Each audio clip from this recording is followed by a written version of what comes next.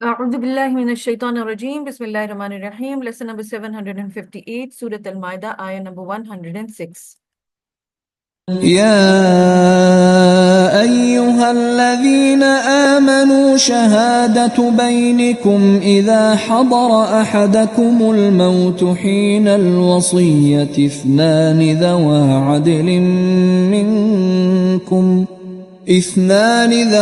عدل منكم أو آخران من غيركم إن أنتم ضربتم في الأرض فأصابتكم مصيبة الموت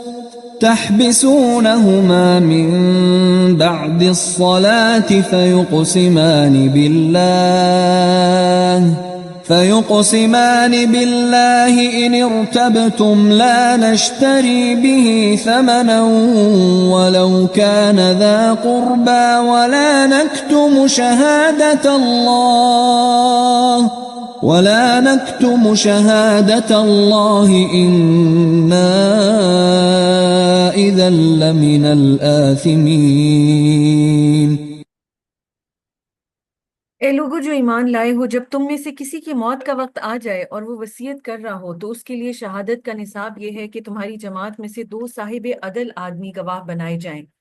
یا اگر تم سفر کی حالت میں ہو اور وہاں موت کی مصیبت پیش آ جائے تو غیر مسلموں میں سے ہی 2 گواہ لے لیے جائیں۔ پھر اگر کوئی شک پڑ جائے تو نماز کے بعد دونوں گواہوں کو مسجد میں روک لیا جائے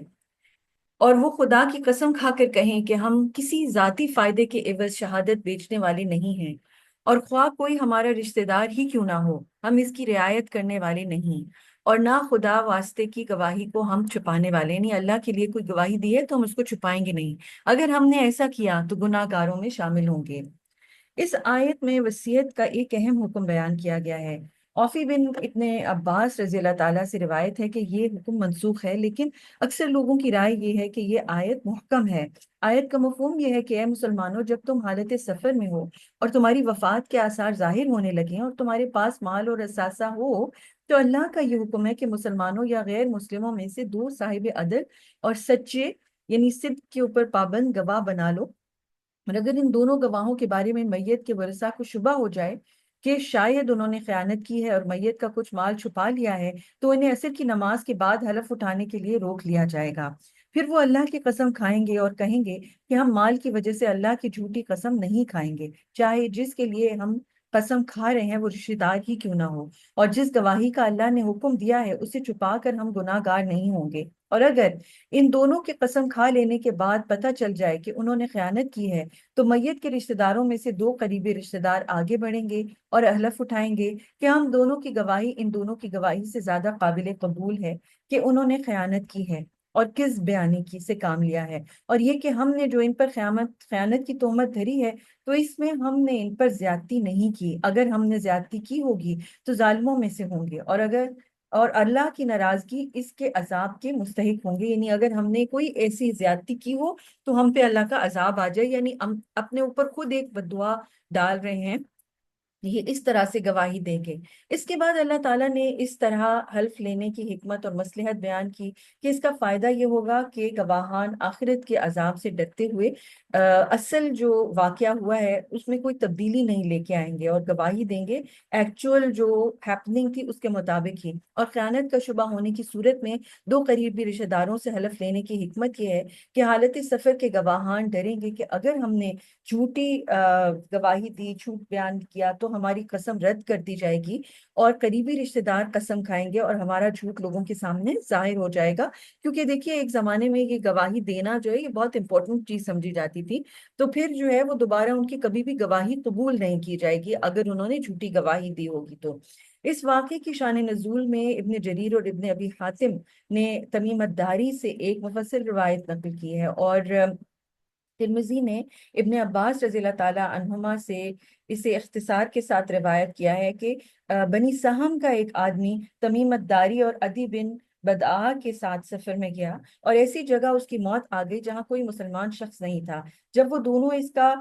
مترکہ سامان لے کر آئے تو اس کے ورثہ نے اس میں ایک چاندی کا جام نہیں پایا، یعنی ایک گلاس یا ایک بڑا سا کپ تھا چاندی کا جس پر سونے کا پانی چڑھا ہوا تھا،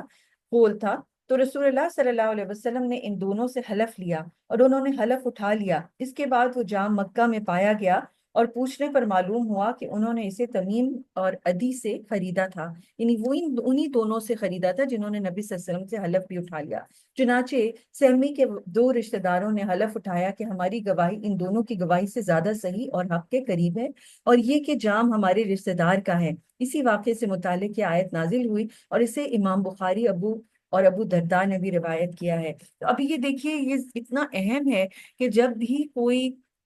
ڈیتھ ہوتی ہے، اس کی میت کا جو پیچھے سے ترکہ ہے، اس کا جو ورثاء کا وہ حق بنتا ہے، اللہ سبحانہ و تعالیٰ نے اس کو پروٹیکٹ کیا ہے۔ اسی لیے جو آپ دیکھیے کہ اتنی ڈیٹیل میں اللہ تعالیٰ نے ہمیں سورہ بقرہ میں بھی اور سورہ نساء میں بھی ورثے کے بارے میں بڑی ڈیٹیل بتائی ہے، اور اس کی کیسے تقسیم کی جائے گی وہ سارا کچھ بتایا ہے۔ اور یہی وجہ ہے کہ جب